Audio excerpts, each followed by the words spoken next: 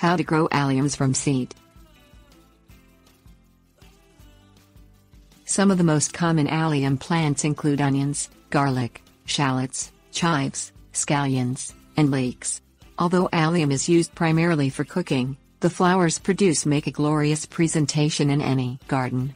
There are over 1,000 species of allium and each will have its own unique flowers which will bloom from late summer through fall. Usually alliums are grown from tubers, but growing them from seeds is possible when following a few steps. Fresh seeds are the best to use because they germinate faster than dried seeds that are older. Mix fresh seeds with damp silica sand in late February. Spread into a deep pot. Put the pot into a refrigerator for about 6 to 8 weeks. If you do not have a refrigerator to place the pot in, it can be placed in any cold location such as an unheated garage or room. After 8 weeks in a cold location, plant the seeds and sand mixture in a pot filled with potting soil. Use a potting soil with added vermiculite. Fill the pot about 3/4 full of the soil. Gently add the seeds and sand mixture. Sprinkle more soil over the top just to cover. Lightly spray with water just to moisten the soil. Set the pot outside in a sunny location with partial shade in the afternoon.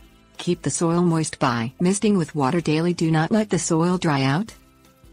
Seedlings will appear around 3 to 4 weeks later and are ready to transplant in your garden area when they are approximately 4 to 6 inches tall. Plant the seedlings in your garden around July. Select a location with full sun in the morning and partial shade in the afternoon. These plants thrive in warm weather. Prepare the ground by adding the soil/vermiculite mix. Dig the hole so the top of the roots of the plant sit about ½ inch below ground level. Cover the roots with more soil.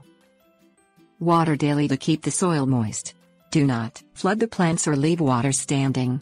Watering in the early morning is best. Watering in the middle of the day can scorch the leaves. Blooms will not appear until the following year after transplanting. After the first year, they will produce flowers every year.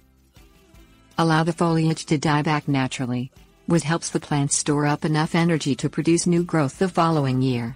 Once the foliage has died back in the late fall, you can cut it back to ground level. Add a layer of pine mulch over the plants. Although these plants like warm weather, they are also frost hardy and will winter over nicely. New growth will begin to appear in early to late spring.